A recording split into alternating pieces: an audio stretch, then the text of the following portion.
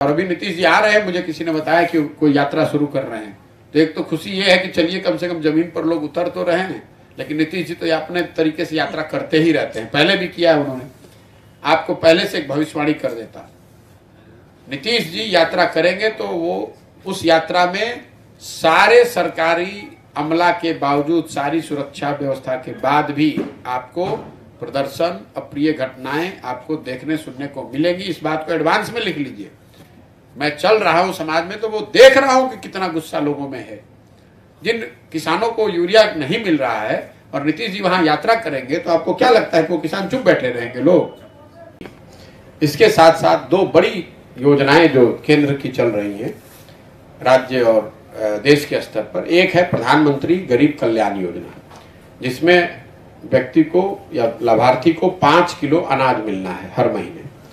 बिहार में करीब करीब ये मानक बना दिया गया है और लोगों ने भी मान लिया है कि ये 5 किलो नहीं 4 किलो ही मिलता है, कहीं 4 कहीं 4.5। दोनों जिलों में घूमने के बाद मैंने जो पाया कि ये सच्चाई है कि लोगों को 4-4.5 किलो ही अनाज मिल रहा है।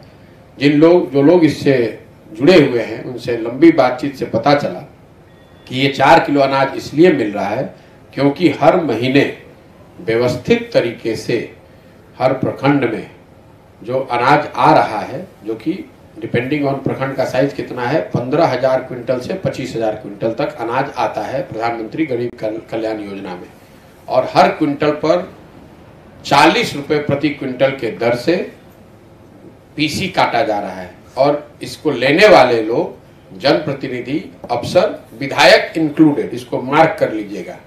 प्रधानमंत्री गरीब कल्याण योजना में कम से कम चंपारण में ज्यादातर विधायक तो बीजेपी के ही हैं, तो वहां पर प्रधानमंत्री एक और गरीब कल्याण योजना में 5 किलो अनाज देने की बात कह रहे हैं और उन्हीं के पार्टी के विधायक बिहार में हर महीने उसमें से सिस्टमेटिक तरीके से, व्यवस्थित तरीके से पीसी काट रहे हैं। जो लैंड रिफॉर्म बिहार में पिछले 40-50 साल, 60 साल में कभी नहीं हुआ, भूमि सुधार नहीं का कानून नहीं पास किया गया, भूमि सुधार की दिशा में कोई प्रयास नहीं किए गए, उसका परिणाम ये हुआ है कि समाजवाद के नाम पर राजनीति करने वाले लोगों के शासन, लंबे शासन काल के बाद भी बिहार में, रूरल बिहार में करीब करीब 60% लोग भूमिहीन हैं। राष्ट्रीय औसत है 38%, मतलब 100 में 38 लोगों के पास देश के स्तर पर जमीन नहीं है। बिहार में ये आंकड़ा 60% है, बिहार के स्तर पर 55, ग्रामीण विकास में 60%, मतलब 100 में 60 आदमी के पास तो 1 इंच जमीन है ही नहीं। अब जिसके पास जमीन नहीं है, शिक्षा आपकी ध्वस्त है, जमीन उसके पास है नहीं, तो स्वाभाविक तौर पर उसके पास पूंजी है नहीं कि कोई रोजी रोजगार व्यापार कर लेगा, तो क्या बनेगा? मजदूरी बनेगा। इसीलिए आपको लाखों की संख्या में लोग मजदूरी करते हुए या मजदूरी की चाह में, मजदूरी की खोज में घूमते हुए लोग नजर आते हैं। पूर्वी चंपारण में प्रखंड स्तर पे इस तरह के लोग जो कि इसमें जुड़ना चाहते हैं, इसके संस्थापक बनना चाहते हैं, वो एक बहुत बड़ी संख्या है। 8 जनवरी को जब जिले का यहाँ सम्मेलन होगा तो वहाँ आप देख पाएंगे, ये सारे लोग वहाँ निमंत्रित होंगे, ये साथ में बैठ के चर्चा करेंगे। ये लोग इन बातों की पर भी मत देंगे कि जन सुराज अभियान को आगे कैसे बढ़ाया जाना है, क्या इस अभियान को गैर राजनीतिक ही रहना चाहिए हमेशा के लिए, या इसको दल में परिवर्तित किया जाना चाहिए, इसके साथ चुनाव लड़ना चाहिए कि नहीं लड़ना चाहिए, अगर लड़ना चाहिए तो वो कौन सा चुनाव होना चाहिए। इन सारे विषयों पर बैलेट पेपर के माध्यम से, जैसे पश्चिम चंपारण में मत पड़े वैसे पूर्वी चंपारण मोतिहारी में मत पड़ेगा।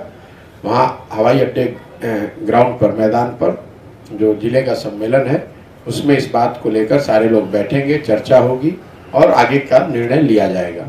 अगली बार आपसे अपेक्षा ये मेरी जरूर होगी कि आप जब किसी राजद के नेता से मिलेंगे तो उनसे जरा पूछिएगा जरूर इस बात।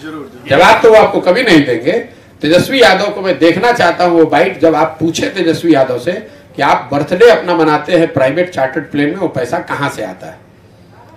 जो लोग सजा याफ्ता हैं, उन जो पार्टियां यहाँ सजा, जिनके लीडर सजा याफ्ता हैं करप्शन के केस में, वो सवाल हमसे कर रहे हैं। आपको इतनी समझ तो होनी चाहिए कि आज की व्यवस्था में जो काम मैं कर रहा हूं, अगर एक गलती करूंगा तो कल सरकार पकड़ के ले जाएगी। सत्ता में राज्य में वो बैठे हुए हैं, केंद्र में भाजपा बैठी हुई है, तो आके पकड़ के दिखा दे अगर कुछ गलत हमने किया है तो।